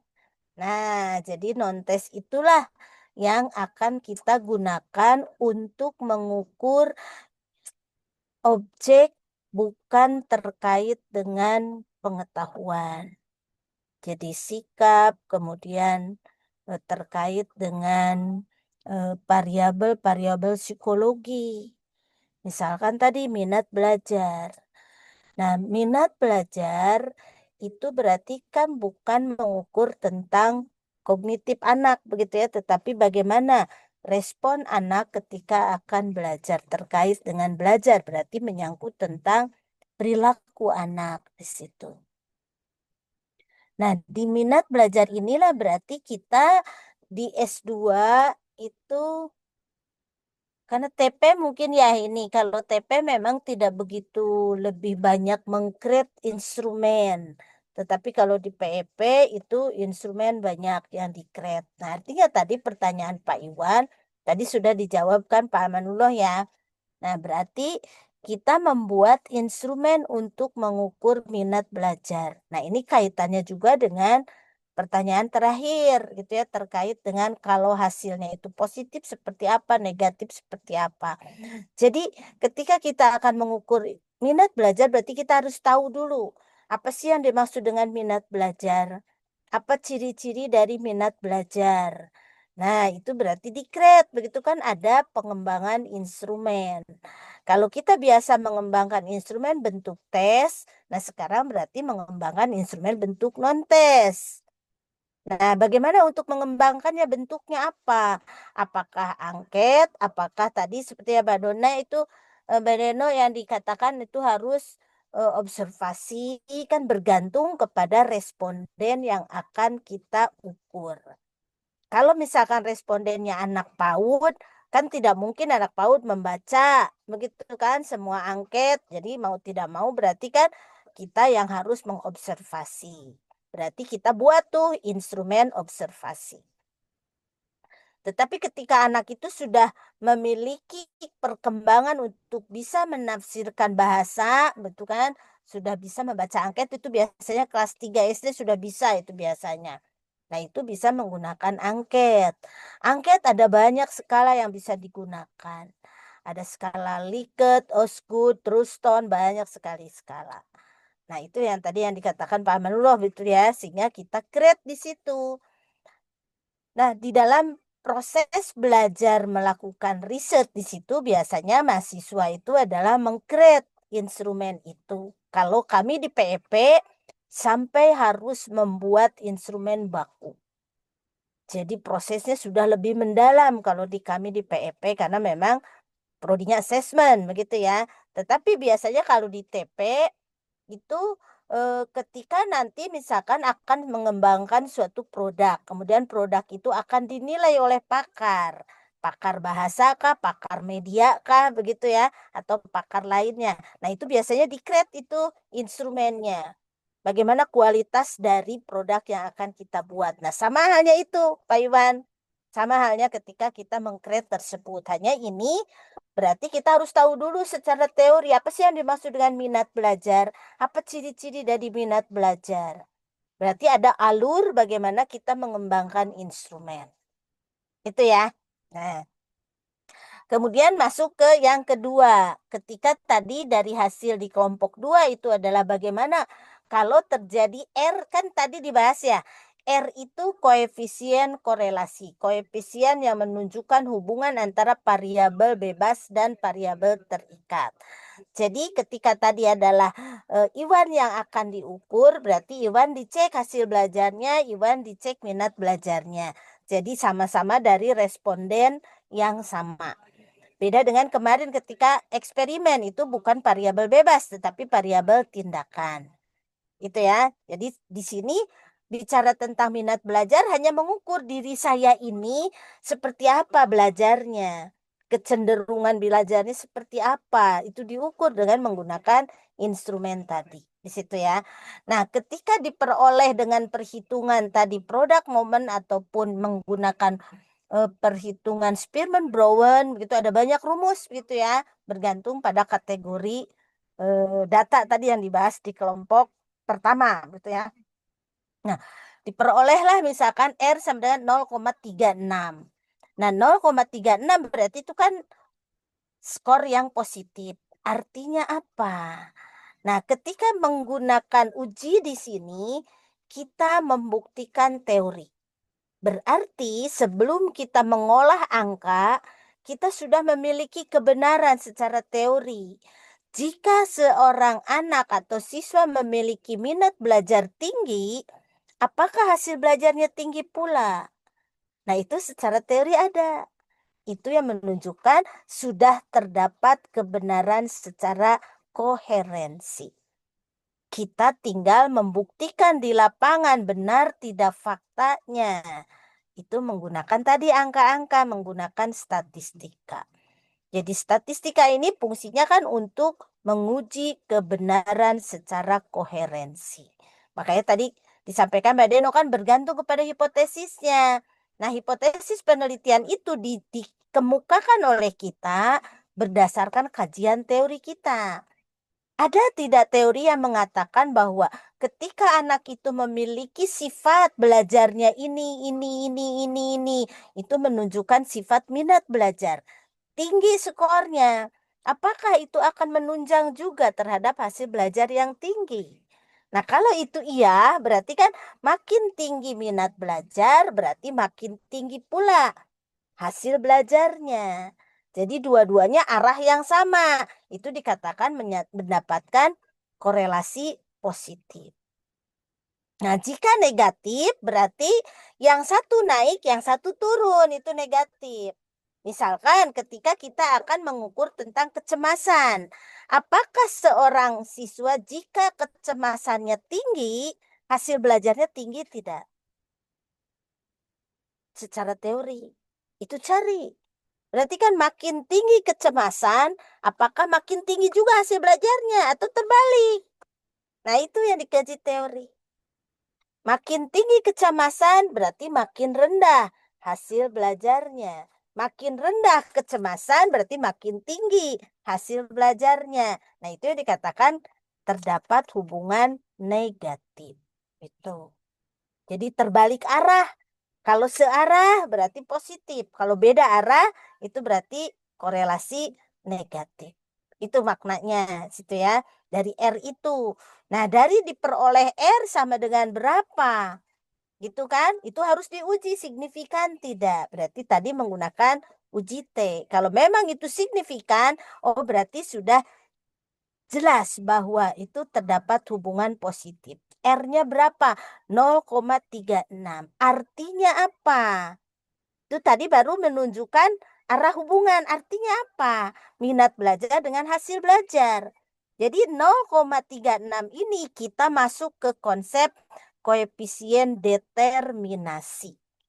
Jadi determinasi itu adalah R sama dengan R besar sama dengan R dikuadratkan. Jadi ketika tadi R-nya itu diperoleh 0,36 berarti determinasinya adalah 0,36 dikuadratkan. Nah, itu artinya prosentase minat belajar terhadap hasil belajar. Berapa persen minat belajar ini mendukung kepada hasil belajar? Itu dari 0,36 kita kuadratkan. Sisanya apa? Itu berarti ada faktor lain yang mendukung terhadap hasil belajar selain minat belajar. Itu maknanya. Berarti faktornya apa? Cari secara teori. Seorang anak akan bagus hasil belajarnya selain dia memiliki minat belajar bagus, apalagi secara teori. Nah, itu yang dikatakan jadi berguna untuk peneliti selanjutnya. Nah, manakala misalkan yang riset itu adalah Mbak Deno mengatakan berarti faktor lain misalkan self-efficacy, self-esteem, apa sebutkan. Nah, Pak Iwan tertarik, oh saya ingin meneliti self-esteem. Berarti riset Pak Iwan, kelanjutan dari riset Badeno. Itu maknanya di situ ya. Nah, tetapi kita perlu tadi di dalam analisis itu ada dua. Jadi ada analisis persyaratan, kemudian ada analisis korelasi, dan di dalam analisis korelasi berarti hubungannya dengan tadi uji hipotesis. Nah, analisis persyaratan itu adalah analisis regresi. Ini yang perlu dibahas. Di regresi ini berarti kita melihat salah satu alat untuk memprediksi bagaimana kita melihat hubungan antara dua variabel tersebut. Itu ya, apakah itu sederhana artinya hanya satu variabel bebas dengan variabel terikat. Kalau berganda berarti lebih dari satu variabel bebas. Itu ya, itu yang level magisternya di berganda. Nah, jadi regresi ini berarti merupakan persamaan matematika yang menyatakan bagaimana kaitan antara variabel X dan variabel Y. Itu ya, untuk memprediksi. Nah, ini yang dikatakan, oh ini salah. Y-nya Y topi ya, ada V terbalik gitu ya di atasnya. Itu bukan Y sama dengan, tapi Y topi. Ada V terbalik. Ini nih, salah ini. Jadi Y topi sama dengan A ditambah BE. Nah, ini. Jadi kalau B inilah yang menunjukkan ketika kita gambarkan pada kurva Kartesius, X-nya seperti apa, berarti Y-nya bagaimana. Jadi kalau X-nya mengarah ke kanan, Y-nya mengarah ke atas, tidak. Kalau demikian berarti itu terdapat hubungan positif. Ini sudah diprediksi. Dari sini sudah kelihatan jawabannya, tetapi tidak boleh dijadikan jawaban pasti. Karena ini baru dugaan. Makanya dikatakan persamaan regresi. Itu ya. Jadi masih taksiran, masih dugaan. Nah, jadi di sini ketika sudah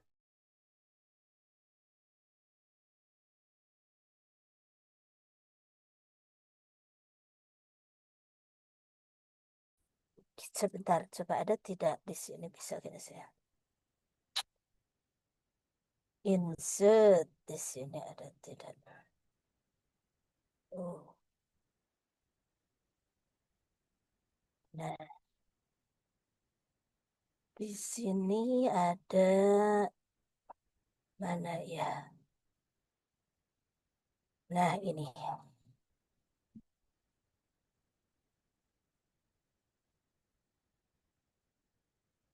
Hey, bagaimana ini memindahkannya? Kok jadi susah. Jadi susah memindahkan. Itu yang sebentar. Kita sini ya.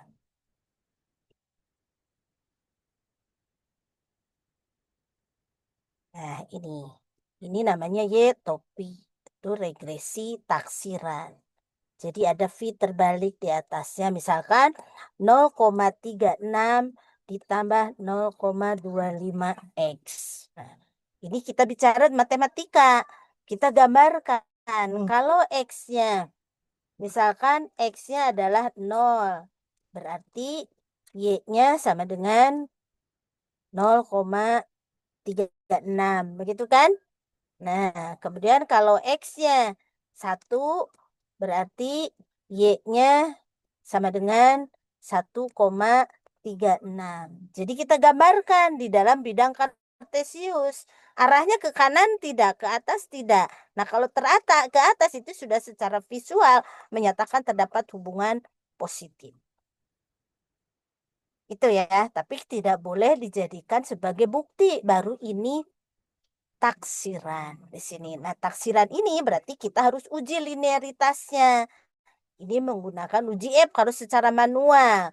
Nah, di dalam aplikasi tadi ada tentang linearitas. Jadi walaupun secara matematik ini X-nya pangkat 1, itu menyatakan persamaan linier.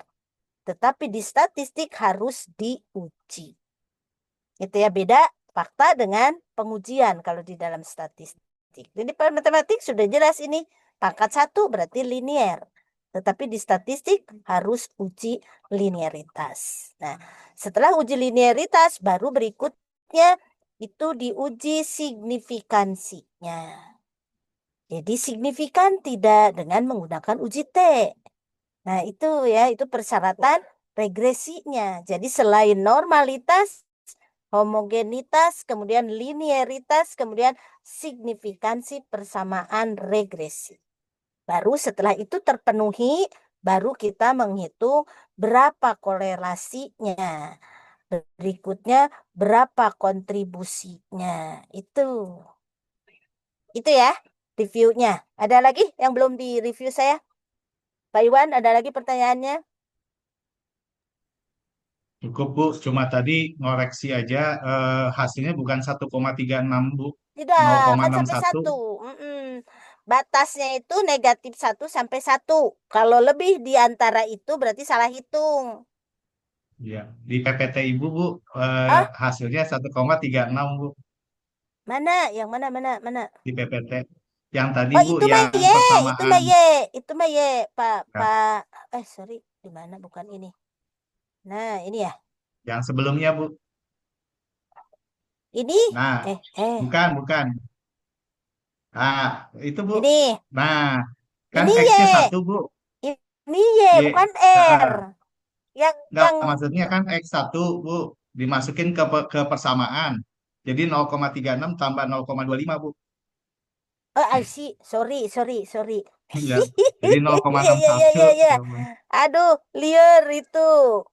Nggak apa-apa Bu. Berarti 0, nah kenapa jadi 1 itu ya?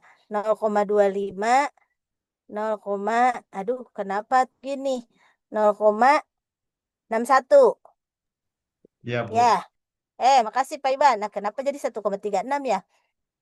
Yang lain kenapa itu tidak rempong? Oke, Pak Iban, makasih. Ada lagi? Sama-sama Bu. Oke, kalau tidak ada ini dulu gambarannya ya. Nah, nanti pas regresi berganda, karena kita ulang lagi tuh regresi linearnya. Nah, itu berarti akan kita perdalam kembali. Coba di sini. Di regresi. Nah, ini regresi berganda. Ini katakan regresi berganda. Jadi, kita memiliki dua variabel bebas, X1, X2. Kemudian variabel terikatnya Y. Nah, ketika kita menguji apakah terdapat hubungan X1 dan Y, berarti topik hari ini. Apakah terdapat hubungan antara X2 dan Y, berarti topik hari ini. Jadi, S3 itu ada 2 skripsi di dalamnya. X1 ke Y 1 skripsi. X2 ke Y 1 skripsi. Nah, berganda itu berarti gabungannya ini. X1 dan X2. Itu dengan Y. Nah, itu dikatakan berganda. Jadi proses menghitungnya kita ada 2 kali regresi sederhana plus regresi berganda di situ. Itu ya. Oke, nanti kita bahas untuk yang regresi bergandanya. Monggo kalau ada pertanyaan lagi. Kita ada koreksi.